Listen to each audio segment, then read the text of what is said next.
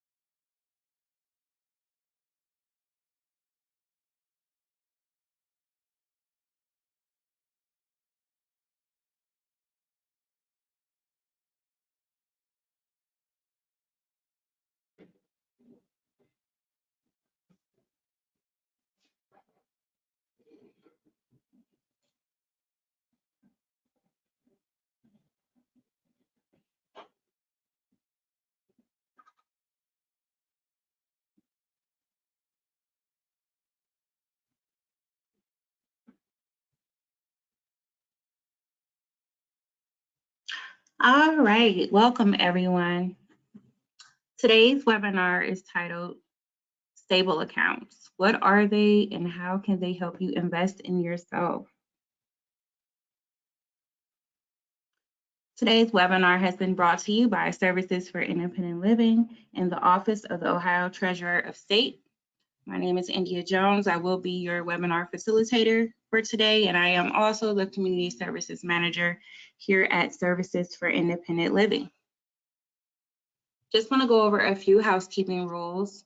All participants will be muted during the webinar. If you have any questions, please feel free to put them in the question box. We will attempt to answer them towards the end of this presentation.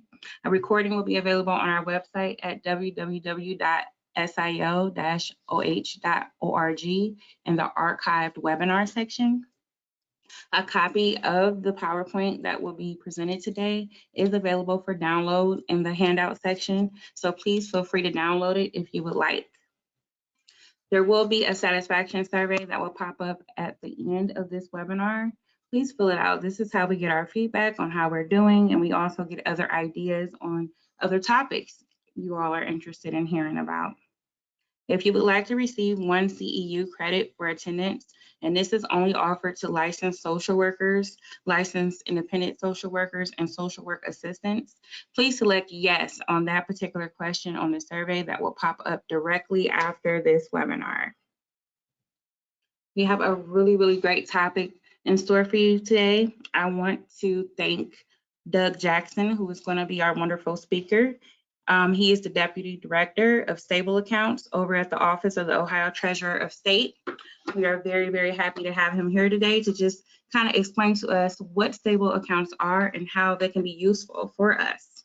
So welcome, and I will let you have the floor. Thank you, India. This is Doug Jackson, and I am excited to be with you. I heard about the satisfaction survey at the end, so I am shooting for all 10s. I assume it's 0 out of 10 or 5 stars or whatever it is.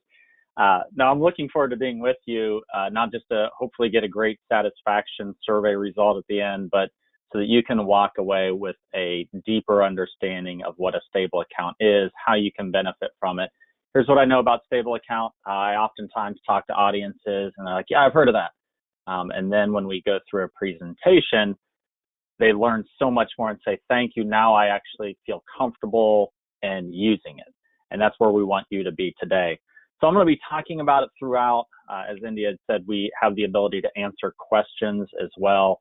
Happy to answer questions. That'll be at the end when we make sure that you walk away with all of your questions answered. If we don't get to them, you'll definitely have the resources available to you to get additional questions answered.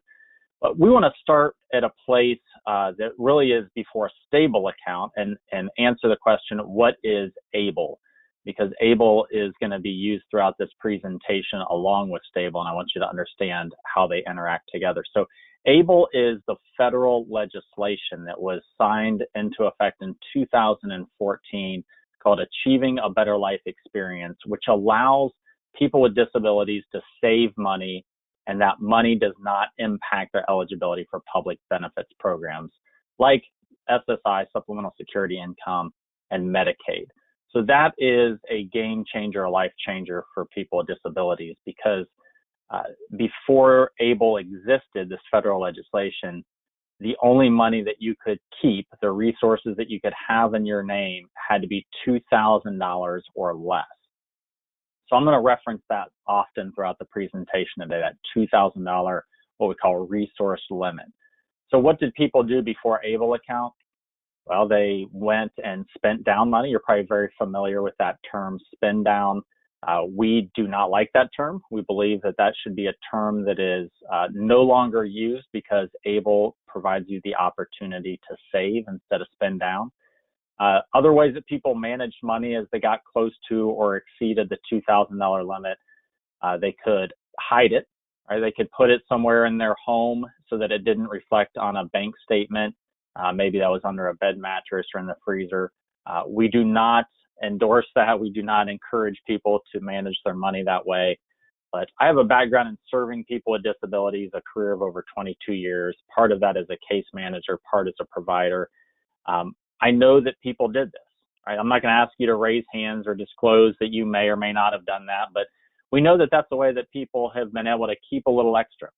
No longer do you have to do that, because ABLE allows you to keep it legitimately.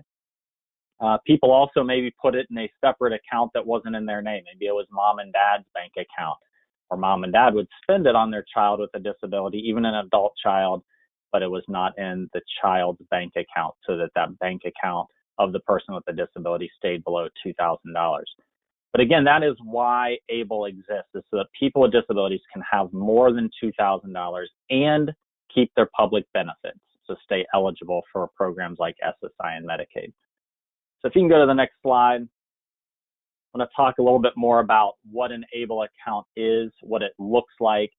So an ABLE account looks a lot like a 529 college savings account, in the sense that you can put money in and save it for the future with tax benefits, and we'll talk some more about those tax benefits. But it's also like a checking account, because you can use it transactionally. You can start spending it as soon as you need it. You don't have to keep it in there for a length of time or for a future goal. It's also like a special needs trust. You may or may not be familiar with special needs trust. Great tools. We're going to spend some time talking about those also. But a special needs trust has some restrictions to it.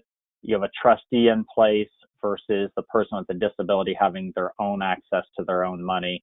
But a special needs trust is a protected resource. So it's another place where you can put money and it doesn't count towards the $2,000 resource limit. So take all of the functionalities of each of those three other existing financial tools, and you create what an ABLE account is. So on the next slide, we transition that from the federal legislation, ABLE, Achieving a Better Life Experience, and we bring it to the Ohio level. So in the state of Ohio, the state treasurer's office, where I am employed, administers what is called the Stable Account Program. So Stable is the brand name of Ohio's ABLE program. So when I interchange Stable and ABLE, oftentimes I'm talking about either a state level or the federal level, and that's the difference between the two. The federal is the regulations, the state is the program specific to our state. Stable account. So Stable account was launched June 1st, 2016. So we've been around over 5 years now. We have nearly 10,000 people in the state of Ohio alone that are using our Stable account program. Now, the stable account program is also a national program, meaning people from other states have the opportunity to use Ohio's program even when they're not a resident in Ohio. We actually now have people from all 50 states choosing Ohio's program as their own because of the benefits of the program. So we're very proud of that. We are also the largest ABLE program in America. So we're the most used, most selected ABLE program. And we'll talk about the features of our program that make it valuable to people in Ohio as well as every other state. On the next slide, the benefits of a stable account are that the account is or can be owned by the person with a disability. It is owned by the person with a disability. The person with a disability owns the account, but if they need help, somebody can help them manage the account. And we'll talk about that, who that can be and how that person interacts with the account. But even if somebody is helping, the account is still owned by the person with a disability. It provides that financial independence to the person with a disability to have money, whether it's for short-term or long-term. The tax benefits, first in Ohio, you can take up to a $4,000 state tax deduction. That state tax deduction is for contributions going into the account. So it's up to $4,000 worth of state tax deduction, depending on how much you put in. You also have tax-free earning. That is tremendous. Both federal and state, it's tax-free. So that's any earnings that you have, the interest that you're gaining. We're going to talk about investments. It grows tax-free. And when you take it out of the account, it remains tax-free. So you're never paying on the growth of the account. That's fantastic. Whether you're a person with or without a disability, that opportunity is something that any person would want to take advantage of as far as taxes go. So on the next slide, we have to look at who is eligible for a stable account. So this falls under the federal regulations of ABLE. And that definition is an individual living with a disability that occurred prior to the age of 26. That's the onset of the disability prior to the age of 26. So many people are born with a disability. That would mean that they would qualify based on the onset of the disability prior to age 26. Some disabilities happen later in life. Let's say that an individual who was 30 years old was in a car accident and became disabled. Because the onset was at the accident at age 30, that person would not qualify for a stable account. Now, there is federal legislation to increase the age of the onset of the disability, but right now it is currently at the age of 26. So that's very important to know. Now, you don't have to be younger than 26 to sign up. You don't have to be younger than 26 to have the account. We actually serve people all ages. We even have beneficiaries now in their 90s who are using the stable account program. So even if you were diagnosed later than the age of 26, but the onset was prior to age 26, you would still qualify. So it's very important to understand that many people with disabilities do qualify. Some, though, may not. If you have that onset of the disability prior to the age of 26, any one of these following three criteria then would complete your eligibility. The first would be that you're eligible to receive SSI or SSDI. That does not mean that you have to be receiving it now. It means that you qualify to receive SSI or SSDI. Or if you had any condition listed on the Social Security Administration's list of compassionate allowances conditions. So oftentimes when we say disability, people think developmental disability. We want you to think much more broadly because this could be health conditions that are disabling. This could be mental health conditions. This could be a police officer, public servant that became wounded or disabled in the line of duty, even military, if that disability occurred prior to the age of 26. And after those is the self-certification. So if you don't meet any of the above criteria, self-certification could still make you eligible for a stable account. If we go to the next slide, it describes self-certification. Self-certification simply means that you have a medical professional that has diagnosed a marked and severe functional limitation. So those words don't have to be used exactly. If you do go to a doctor because you're seeking something now, you could ask for those words to be used. We actually have a form on our website that can be taken to a doctor. The doctor can review it, sign off on it, and it would show your eligibility for a stable account. The condition has to have lasted or is expected to last at least a year. So sometimes people ask, well, how young can I be and have a stable account? You have to be born, but some people are born with a known disability. Think about a disability like Down syndrome. Tests exist that you might know that prior to being born, but you would have to be born first before the stable account could be open, and knowing that the disability would last at least a year. So many disabilities are lifelong, some are not, but it's expected to last at least a year is one of the qualifying characteristics. Now, for the stable account program, we're very proud of how we've tried to accommodate people's use of the program. So one of the things that we've done is to not require any type of documentation to be submitted during enrollment. So that allows people to sign up without sending in mountains of paperwork. You have to have that diagnosis, though, on file. The documentation on hand, you possess it so that if it was required, you could produce it. Now, why would that be required? Well, the program would be audited by the IRS. Now, to date, after 5 years of ABLE accounts being in existence, no ABLE account has been audited by the IRS. Now, eventually one will be, and others will follow after that. So you don't want to be using the program if you don't qualify for the program, but we've made it simple to enroll by just attesting that you have the appropriate documentation. So we made it as easy as possible for you to enroll. Speaking of enrollment, let's go on to the next slide. So the enrollment process is free, it's online, it's a very easy process. Again, we took into consideration how can we make this as easy as possible for people to participate in it. So you don't have to have an appointment, you don't have to go into an office, have meetings, bring a filing cabinet full of paperwork. You simply go to the website stableaccount.com, and in less than 20 minutes, you can put in the information that's required, name, address, that type of personal information.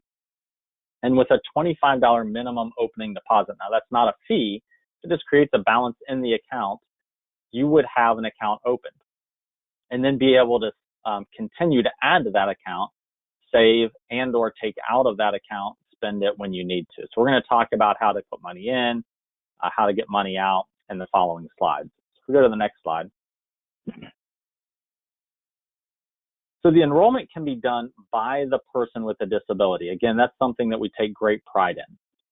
People with disabilities have much ability to manage their own lives. And so if the person has the ability to manage their own finances, they can enroll in their own account. If the person needs somebody to help them or do it for them, an authorized legal representative could open the account and manage the account for the person with a disability.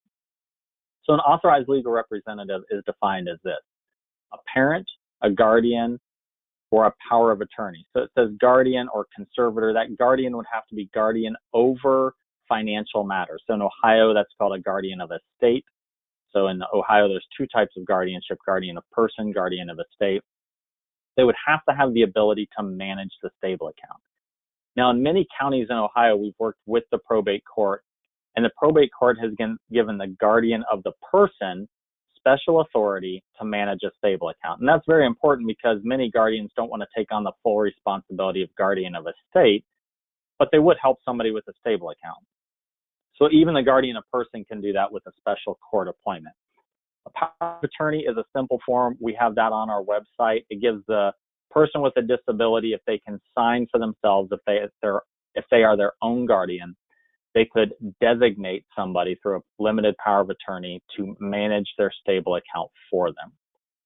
Now, there is an expanded definition of an authorized legal representative that in the very near future will be accommodated by our program. It includes a grandparent, a sibling, so a brother or sister, or a representative payee, which is somebody already involved with the financial benefits offered through Social Security. So many people could help if the person needs that help. So if we go on to the next slide. if a person is receiving services from an organization, so we'll say a provider agency, that provider agency could manage multiple stable accounts. And that's important for agencies to understand because agencies are set up to serve many people. So we have worked with provider agencies to have a more simplified process of managing multiple accounts, allowing some insight or auditing over accounts so that there is the ability for the accounts to not only be managed by a staff person within the organization, but also overseen or audited by others within that organization. So it's a pretty powerful feature that we have available to provider agencies. Going to the next slide.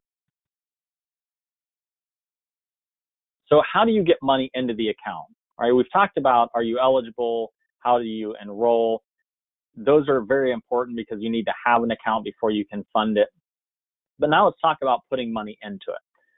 So putting money in can happen 3 different ways. It can happen through an electronic funds transfer. So that's like online banking. You log into your stable account and then you use your other bank accounts to fund the stable account by using those bank account and routing numbers. So that sounds a little complicated, but it's just like online banking.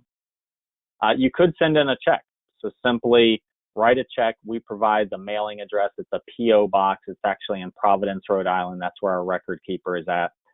It gets deposited into your account. Takes a little longer than electronic funds transfer, but for those who use checks, it's a great feature.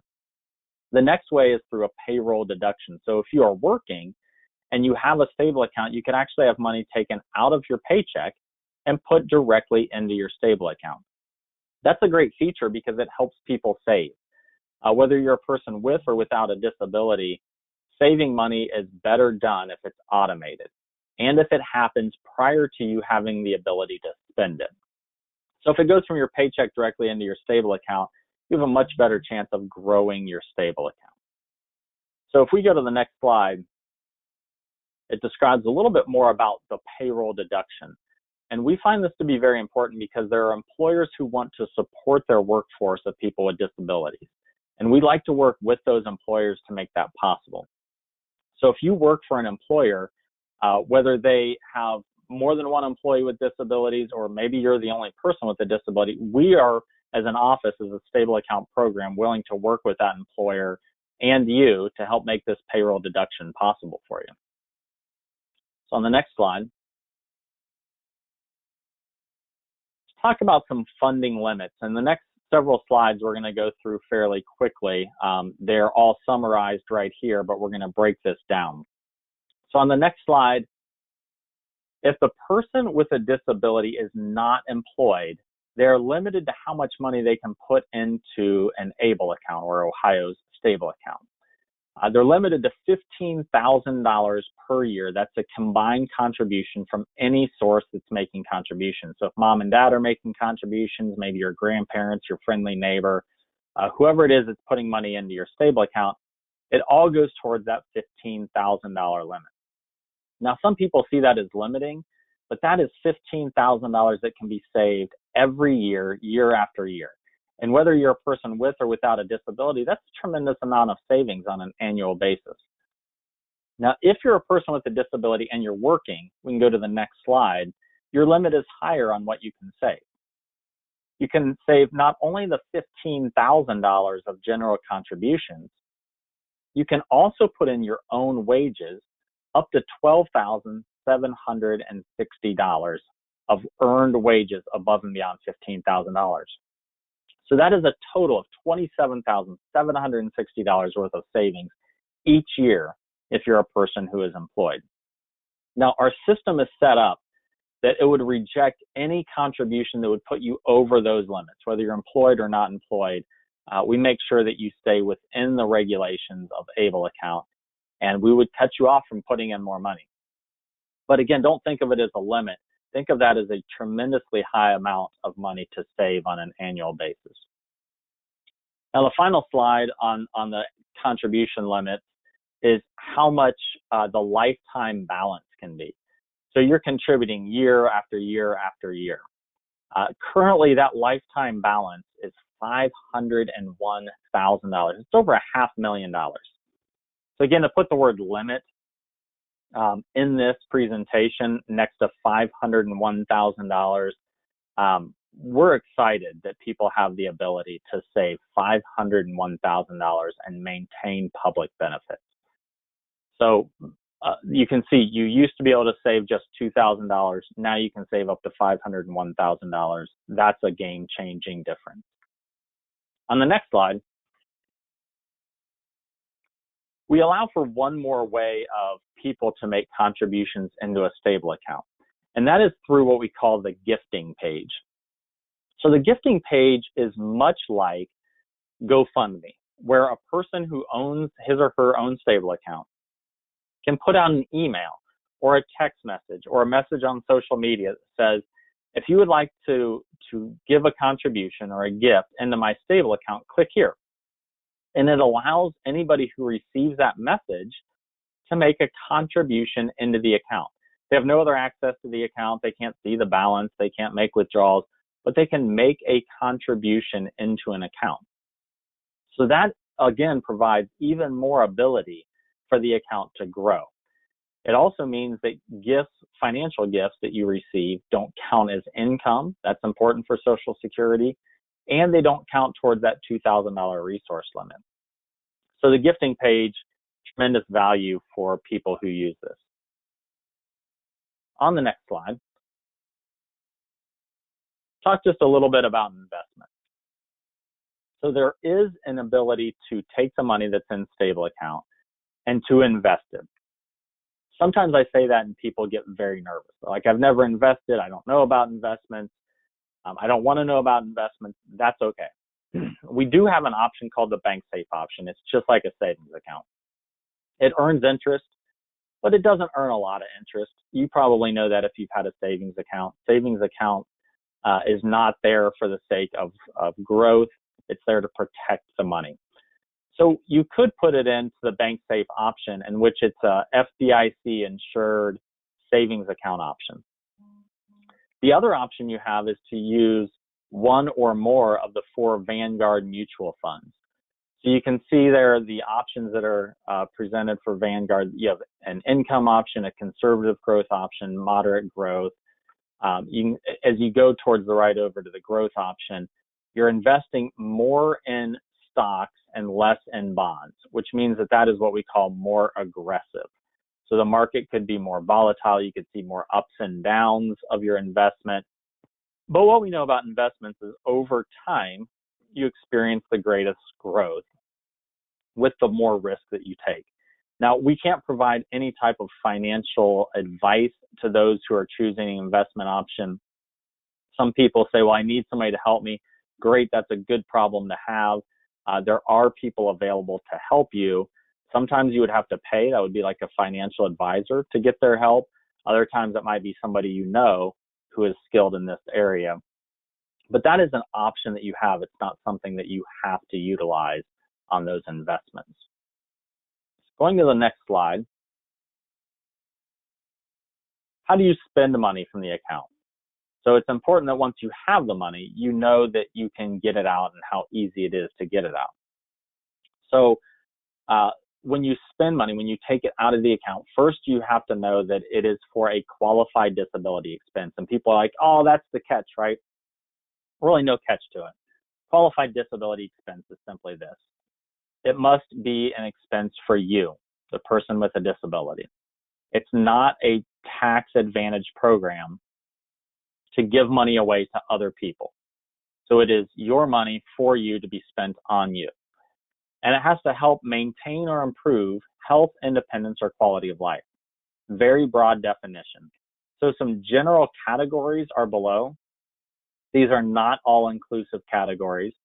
These are just examples, but a stable account can pay for housing and rent, can pay for basic living expenses, which includes food. Transportation, that could be for your own vehicle, gas for a vehicle, insurance, could be for public transportation, whether that's bus, train, airplane, could be for Uber or Lyft. So transportation can be very broad, even vehicle modifications. Education, assistive technology, so things like apps or computers or phones or tablets. Financial management, so if you did need help with your investments, you could pay for it out of stable account. Health and wellness would be any types of medical appointments that you may be paying for, or anything else related to health and wellness. Legal fees, so maybe you want to set up a special needs trust, which again, we're going to be talking about that in a minute. There's fees involved with that. You could pay for those fees out of your stable account. So health, independence, or quality of life, very broad definition. We actually have really no examples of anything that falls outside of health, independence, and quality of life, except for if you want to buy gifts for other people. Your stable account is not to be used for other people, so gifts to other people would be outside of that definition. Let's go to the next slide. So several different ways to spend money from your account. The first is to take money out of stable account and transfer it back to a personal checking or personal savings account. That way you would be spending it out of the account that you're used to spending from. That's possible. It's a good way to do it. There's only one disadvantage, and it's just something for you to be aware of. The record keeping that stable account maintains for you will show the transfer of money from the stable account to the personal checking or savings account, but it won't show what the personal checking or savings account spent the stable account money on. So the record keeping is a little more complicated because you would want to keep records from your checking or savings account on what the stable account funds were spent on.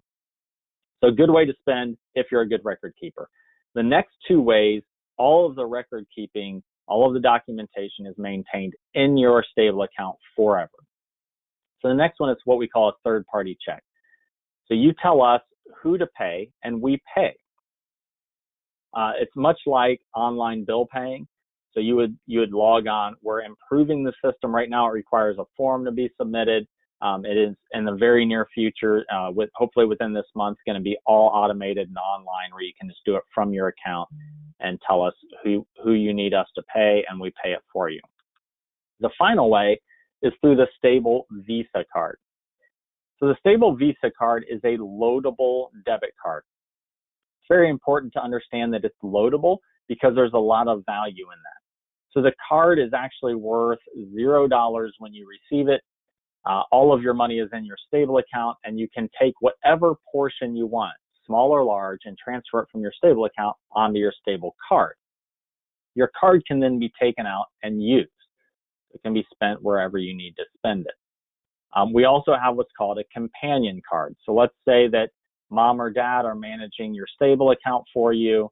You want to have your own spending card. Mom and dad can give you your own spending card, but they also oftentimes go out and purchase things for you with your money.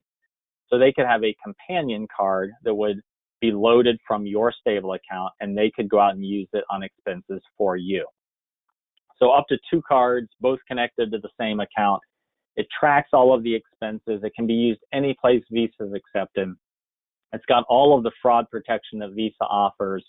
There's no overdrafts. There's no cash access. So you can't go to an ATM and somebody's asking you for cash. You're giving them cash, and then you lose that ability to track things.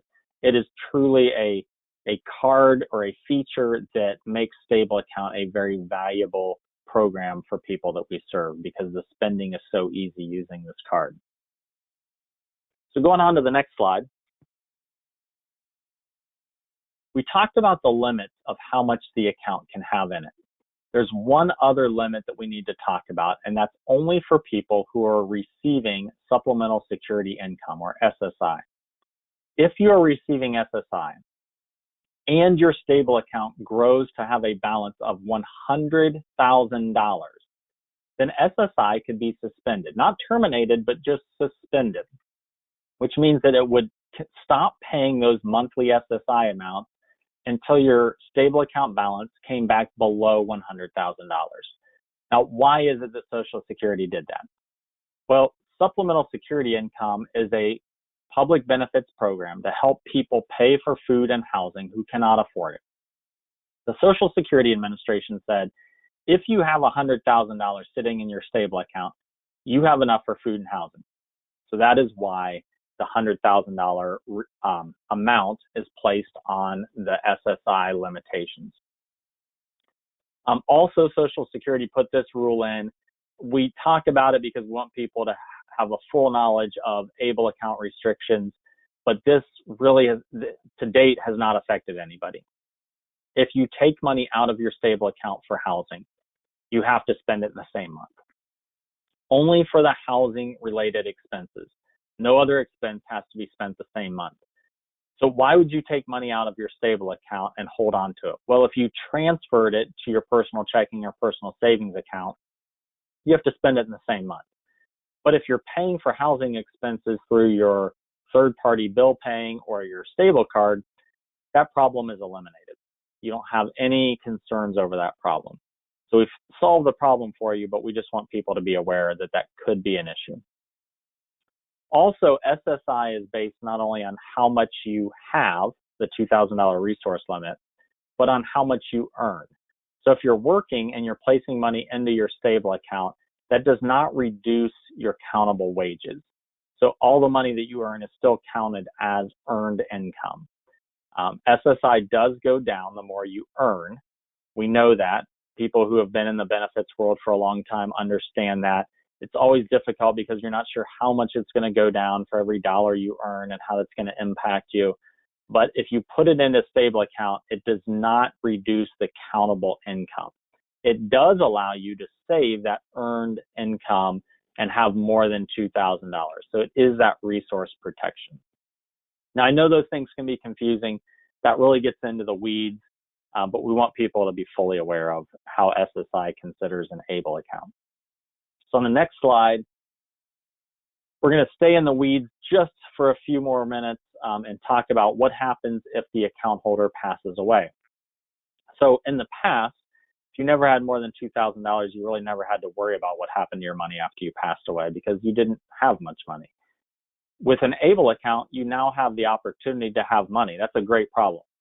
If you passed away and have money, your money becomes a part of your estate, meaning that it is left to be managed in some fashion according to the laws that exist. So on the next slide, Medicaid recovery is something that exists outside of stable accounts.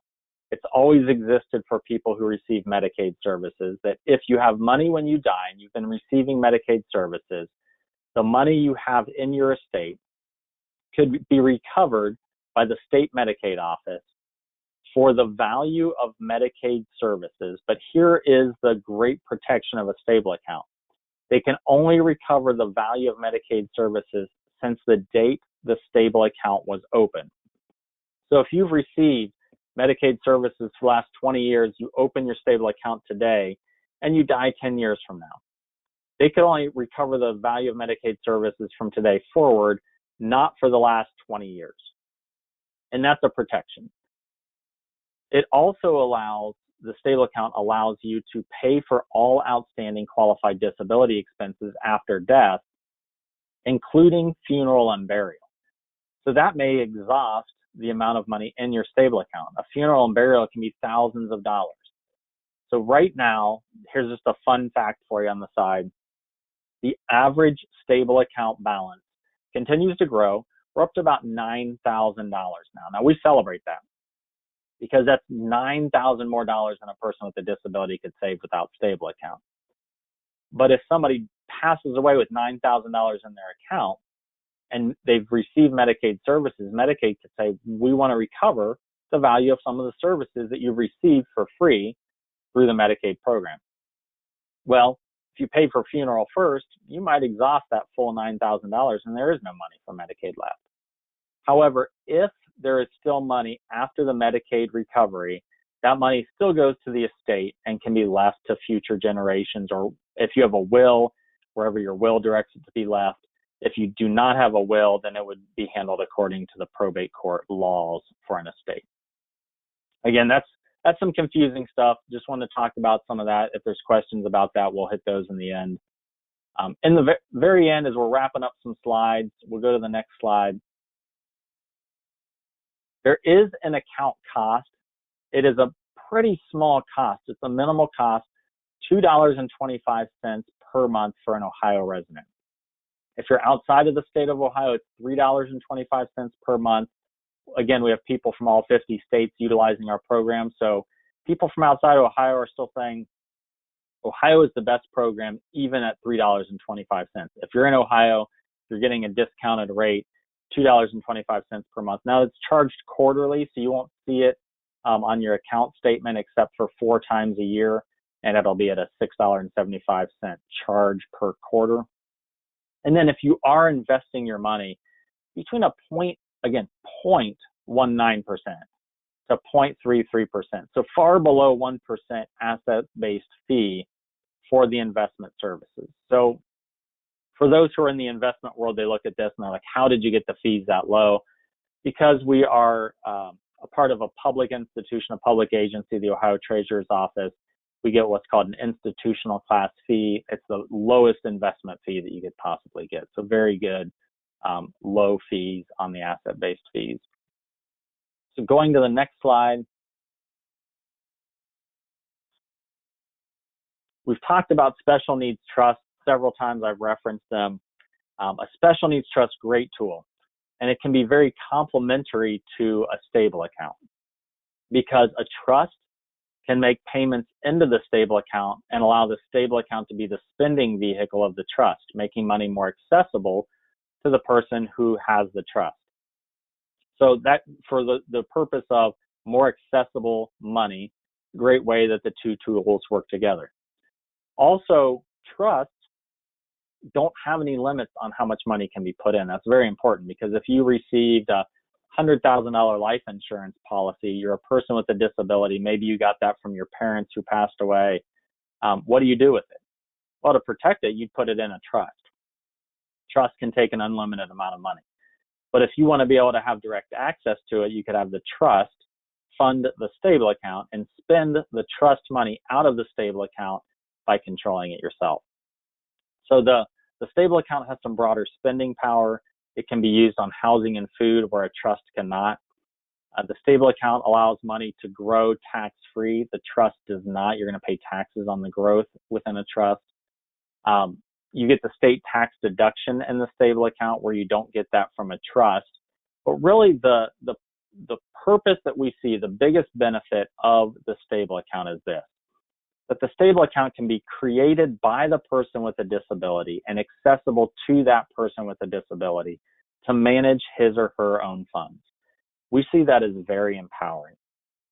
So happy that you're joining us today to understand how your money can be saved, invested, used when you need it, short-term or long-term through a stable account. Going to the last slide that we have, we just want to let you know that we are here to help. So oftentimes you'll hear about this program, maybe you have questions after the webinar, maybe you're using it, you have a question. We have a 1-800 customer service line that is answered by people who only work on the stable account program. They can see into your account if you have account-specific questions where I can't see into your account. I don't know how much is in there. I can't see your transactions. I can tell you about it and I can answer general questions, but our customer service can answer general and specific questions. We also have an email address. We'll respond back to you within 24 hours or next business day. And we have our website, which is very important for you to know what that is, stableaccount.com. We have resources on our website. We have forms that are there that you may need to access depending on how you're using your account. We have fact sheets. We have brochures and flyers. So a lot of resources at stableaccount.com. We're continuing to grow that website and put more and more helpful information on it as well. So with that, I hope that you are saying, wow, that's a lot more than I've ever known about stable account, and it makes so much more sense. And when that satisfaction survey comes up, I'm going to indicate that Doug Jackson was the best presenter I've ever heard on an online presentation. I'm not trying to influence anybody, but India, if you're on with me now, we can facilitate some questions if there are any. Yes. All right. All right. Thank you so much, Doug, for that thorough explanation. I didn't know a lot of that, and I'm sure that some of our audience members did not either. So I'm very grateful that you were able to come on and talk with us. So we do have a question. This question says, "Hi, Doug, pleasure to meet you virtually. Would you mind discussing the transition to the new program manager and clarifying some of the new services offered?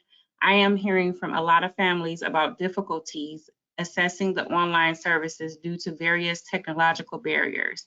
And I am wondering if the new account manager might be able to accommodate account opening and management offline. Are there specific ways the new program, one second, it's kind of long. Are there specific ways that the new program manager can assist members who are not familiar with technology?" Great questions. There was, I think, about a dozen questions within that. So I will, I'll break them apart and try to answer that. But that is a fantastic question, because if you've been involved with Stable Account already, if you've had an account or know others who have, you'll know that we have gone through and are continuing to go through a significant transition for the purpose of making some improvements. Now, with that are some pains through that transition. So we took 26,000 people that had Stable Accounts from across the country, from one, what we call program manager, to a new program manager. The new program manager is offering some abilities that we didn't have through our old program manager. They're offering things like better security features, better ability to link bank accounts, easier use of website features. So they have a dashboard on the website that just makes the management of your account kind of at a glance so much better.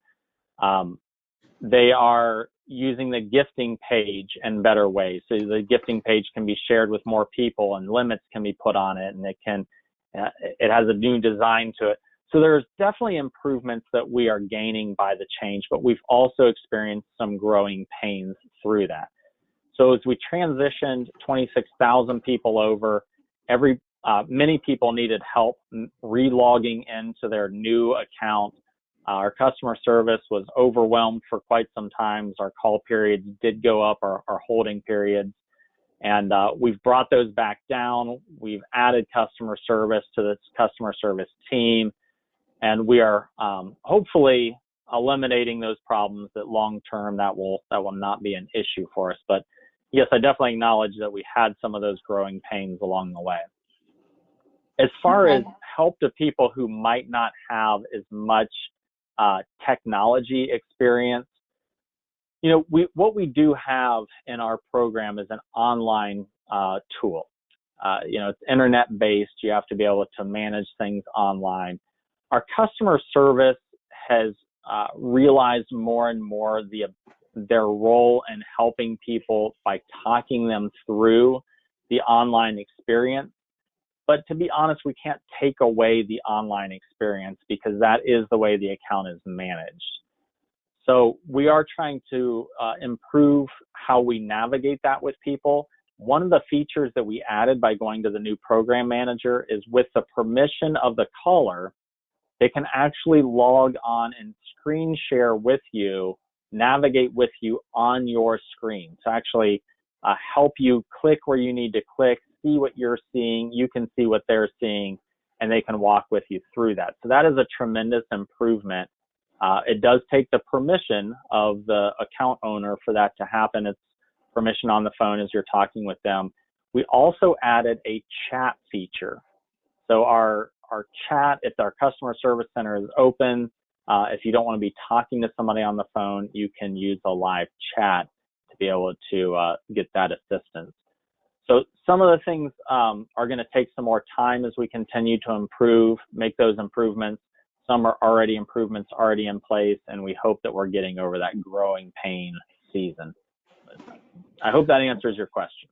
Yeah, that was a great question, and that came from Nathan Turner. He has one more question. He wanted to know, sure, is there a section of the website to potentially upload verification from the Social Security Administration or the physician statement to verify eligibility? So we do have an upload section. If you're logged into your website, your account, there's a contact us link there, and if you click on that contact us, you can upload documentation. However, we do not require documentation for eligibility to be uploaded. So because we don't require that, there's really no place to store that on your account.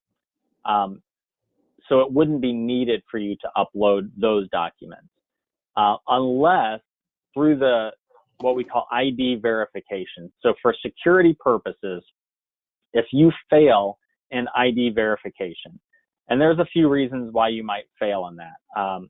Sometimes it's because there's not enough public information, security information about you. And they would say, send us in something that makes us certain that you are you, right? We don't want people opening an account under your name fraudulently. So we want to make sure that you are who you say you are. If that's the case, then that upload feature would work. But as far as eligibility documentation, you would not need to upload that. You would just keep that on file and indicate that you have that on file, and you could provide that if needed. All right. We have a question from Jill Stevenson. It says, so is it smart to not pre-plan, prepay funeral burial expenses for a person with an ABLE account and let the funds in the account pay for that? So every person's needs and situation are different. So I hate to give a blanket answer that says, it's best to do it one way. So I'll give you the advantages and disadvantages so that you can consider it and make your own decision.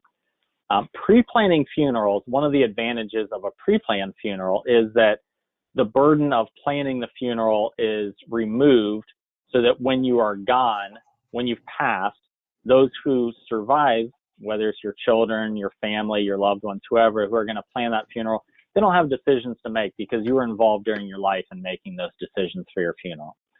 So it's great to have those decisions already made. Now, there is a difference between making those decisions and funding those decisions. So sometimes you can make those decisions and just leave those in a document, whether it's a will or something else that's official and shows what your wishes were for when you pass away. For that purpose, you could save the money in the stable account and have it used after you're gone to fund your wishes. But if you're truly purchasing a prepaid funeral, then you'll have to use those funds ahead of time. So it just depends on what you're trying to accomplish. Are you trying to take care of everything, including paying for it before you die? Or are you okay with making your plans known to others through a document like a will and then leaving the money in the stable account to fund after you're gone? Just different ways of approaching it. All right, and Jill has another question. So can my children's stable account funds go into my special needs trust if they should pass before me? Okay, so funds from a stable account can go into a trust, but at the same time, the question would be why. And if it's about the stable account owner passing away, first what has to happen is Medicaid recovery before the funds can pass on to a trust. So the remaining funds after Medicaid recovery could go to a trust. In the case of siblings, if there's more than one sibling that has a disability, an ABLE account can roll over to the sibling's ABLE account without any penalties and right away.